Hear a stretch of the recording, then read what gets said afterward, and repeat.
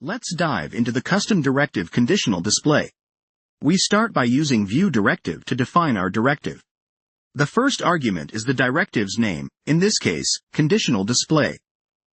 Next, we provide an object with two lifecycle hooks, bind and update. Inside the bind function, we have two parameters, L, which refers to the DOM element the directive is bound to, and binding, an object containing the value passed to the directive. We use a ternary operator to set the display style. If binding value is truthy, the display style will be set to an empty string, keeping the element visible. Otherwise, it'll be set to none, hiding the element.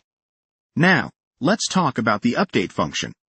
It also receives L in binding, and it performs the same operation as in bind. The difference is that update is called whenever the bound value changes. This ensures that the element's visibility updates in response to data changes in our Vue instance. To use our new directive in a component, we simply add v-conditional display to any element in the template and pass a property as its value, like should display here. This property controls whether the element is displayed or not. When should display is true, the div will be visible.